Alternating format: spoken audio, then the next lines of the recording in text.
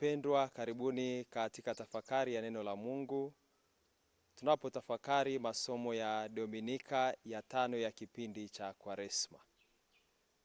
Katika Dominika hii ya 5 ya kipindi cha Kwaresma, tunasogea kabisa karibu na maadhimisho ya mafumbo makuu ya wokovu wetu, yaani mateso, kifo na ufufuko wake Bwana wetu Yesu Kristo. Katika liturujia ya masomo ya Dominika hii ya 5 ya kipindi cha Kwaresma, tunaalikwa kutafakari Mungu ambaye ana nguvu ya kuturudishia tena imani, matumaini, uhai na uzima, hata pale matumaini yetu yanapokuwa yamepotea kabisa. Wapendwa, katika Dominika ya 5 ya Kwaresma, sanamu za kanisani pia hufunikwa. Tutashuhudia katika makanisa mengi ambapo kutaadhimishwa ibada ya misa takatifu, tutaona sanamu zikiwa zimefunishwa.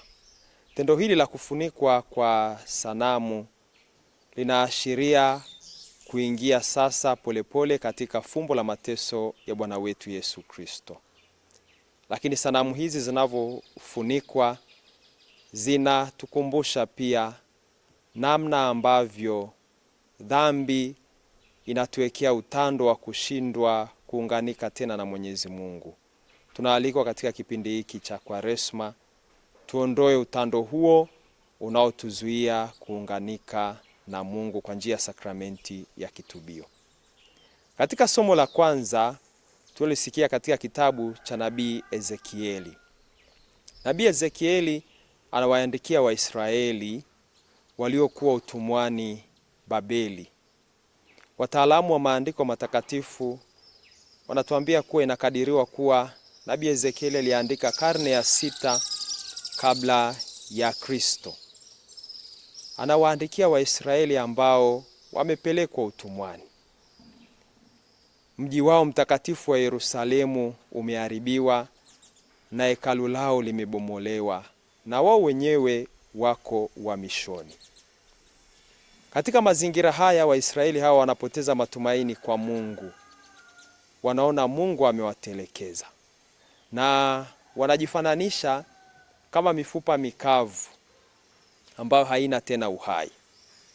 Katika mazingira hayo tunamuona Mwenyezi Mungu akizungumza nao kwa kinywa cha Nabii Ezekieli, akiwaambia atayafunua makaburi yao na kuwapandisha katika makaburi yao. Mwenyezi Mungu anapozungumza na Nabii Ezekieli kuwapa ahadi hii ya uzima tena, hamaanishi kunyanyua mtu mmoja mmoja tu. Anamaanisha pia kulirudishia hadhi taifa la Israeli. Wapendwa, nyakati fulani katika maisha yetu na sisi pia tunaweza tukapitia katika hali hiyo hiyo kama Waisraeli walioipitia. Yawezekana ukavu wa maisha yetu ya kiroho, pale tunapopoteza imani na nyakati nyingine matumaini kwa Mungu. Yawezekana ni changamoto ngumu za maisha ya kimahusiano, mahusiano ya kifamilia, mahusiano ya kikazi, lakini pia mahusiano ya wanandoa. Yawezekana changamoto ngumu pia za afya, lakini pia yawezekana changamoto za kipato. Katika hali hii tunaweza tukapoteza matumaini. Masomo ya leo, hasa somo hili la kwanza, linatukumbusha kwamba hata pale tunapopitia magumu makubwa ya maisha yetu, bado yuko Mungu anayetuahidia uhai na kuturudishia tena hadhi. Katika somo la Injili ambalo lina uhusiano mkubwa na somo hili la kwanza, tunatafakari juu ya uhusiano, upendo, lakini pia na imani. Tunaona Yesu anapewa taarifa juu ya Lazaro na Yesu anachelewa. Anapofika anakuta Lazaro amekwisha fariki na mwili wake umezikwa kaburini yapata siku 4 sasa. Kristo anapofika kwa Martha na Maria wanampokea kwa huzuni, lakini wanampokea kwa imani na matumaini. Kristo anawafariji. Kristo anapozungumza na Martha, anamtaka imarishe imani yake, anaposisitiza kwamba mimi ndimi ufufuo na uzima. Tunapomruhusu Kristo kuingia katika maisha yetu, anaimarisha imani yetu, hata pale tunapopitia katika misukosuko mikubwa kabisa ya imani yetu. Kristo anapozungumza na Maria, azungumzi naye mambo makubwa, analia. Kristo anapolia, anaingia katika maumivu yao. Kristo hatuachi tunapokuwa tunapitia magumu, anaingia katika magumu ya maisha yetu.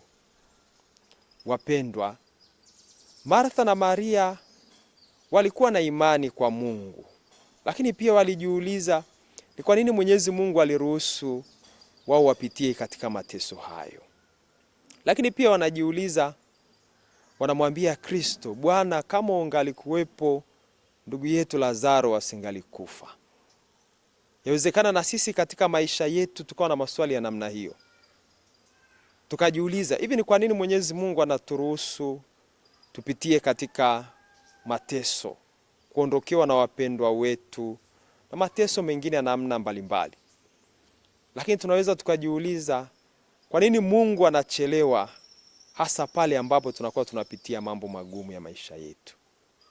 Wapendwa, kuchelewa kwa Mungu kujibu sala zetu, kama tunavyoona kwa akili zetu za kibinadamu, au kuchelewa kwa Mungu kuingilia jambo fulani linalotutatiza katika maisha yetu, kama tunavyoona amechelewa kwa akili zetu za kibinadamu, haimaanishi kwamba Mwenyezi Mungu hayupo kati yetu. Lakini pia mateso yanatokea katika maisha yetu kwa ajili ya kuruhusu utukufu wa Mungu udhihirike. Tukio la kifo na kufufuliwa kwa Lazaro liliwavuta watu wengi zaidi kumwamini Kristo. Nyakati nyingine na sisi pia tunapopitia mateso au tukapitia changamoto ngumu za maisha yetu, tukaweza kusimama imara, tukakabiliana nazo. Changamoto hiyo au mateso hayo yanaweza yakawa ni sababu ya kuwavuta watu wengi zaidi kwa Mungu. Kwa wengine mateso au changamoto zinaweza zikawakimbiza, lakini kwa wengi, namna tunavyosimama imara wakati wa changamoto na mateso na shida, ndio namna hiyo hiyo tunavyowavuta watu wengi zaidi kwa Mungu. Wapendwa, katika somo hili la Injili tunaona nguvu ya Mungu. Mungu anayeingia katika maisha yetu ya kila siku, na Mungu mwenye nguvu ya kubadilisha maeneo ya makaburi yetu kwa maeneo ya ufufuko. Katika somo la pili, Mtakatifu Paulo anazungumzia juu ya hali mbili za maisha: kuishi katika roho na kuishi katika mwili. Wale wanaoishi katika roho ni wale ambao wanamruhusu Mwenyezi Mungu ayaongoze maisha yao. Lakini wale wanaoishi katika mwili ni wale ambao wanaishi katika dhambi, wanaishi katika ubinafsi na hawana hofu ya Mungu. Mtakatifu Paulo anazungumza kwamba hali hii ya kuishi katika mwili inazuia neema za Mungu kuingia ndani yetu. Lakini hawa wanaoishi katika roho wanajengwa katika matumaini ya Kikristo. Na matumaini haya ya Kikristo hayako katika nguvu zetu peke yake tu, bali kwa nguvu za Roho wa Mungu ambaye anatenda kazi kimya kimya kabisa katika maisha yetu. Wapendwa, tunapoishi katika roho haimaanishi kwamba tutakumbana na misukosuko mikubwa ya maisha yetu ya imani yetu. Lakini hata pale tunapokumbana na misukosuko hiyo, tunamruhusu Mwenyezi Mungu atende katika maisha yetu. Tunamruhusu Mwenyezi Mungu atusamee, hasa tunapoikimbilia sakramenti ya kitubio. Lakini tunamruhusu Mwenyezi Mungu kuturudishia tena uzima na kufufua imani yetu. Katika Dominika hii ya 5 ya Kwaresma, tunatafakari juu ya maisha yetu ya kiroho, hususan makaburi yetu. Yawezekana wote tupo katika makaburi kwa namna moja au nyingine, na yawezekana hatujui tuko ndani ya makaburi hayo. Mtakatifu Paulo anasema ubinafsi wetu na dhambi ndizo zinazozuia neema ya Mungu kuingia ndani yetu. Tafakari leo, je, na sisi pia tuko kwenye makaburi? Na ni makaburi gani yanayotushukilia?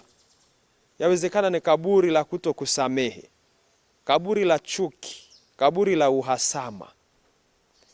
Lakini yawezekana tuko katika kaburi la usuria, tena ni wa muda mrefu kabisa. Hatutaki kuingia katika maisha ya sakramenti ya ndoa. Yawezekana tuko katika kaburi la dhambi tulizokaa kwa muda mrefu, na nyakati nyingine hata hatupendi tena kuungama. Yawezekana tuko katika kaburi la majivuno, kaburi la ubinafsi, la kunyima wengine haki zao, lakini pia la kutokuona mahitaji ya wengine. Wapendwa, katika makaburi haya yote lipo jiwe linalotushikilia ndani ya makaburi hayo. Leo tunapewa mwaliko kama Kristo alipowaambia wale watu waliondoe jiwe, na leo tunapewa mwaliko wa kuondoa jiwe. Ni kitu gani kinachotuzuia, au kitu gani kinachozuia neema ya Mungu kuingia ndani yetu? Hilo ndio jiwe linalotuzuia na linalotushika katika maisha ya kufa kiroho. Tuangalie, lakini mara nyingi vinavyotushika katika makaburi yetu yawezekana ni ubinafsi, yawezekana ni dhambi, yawezekana ni kupoteza hofu ya Mungu.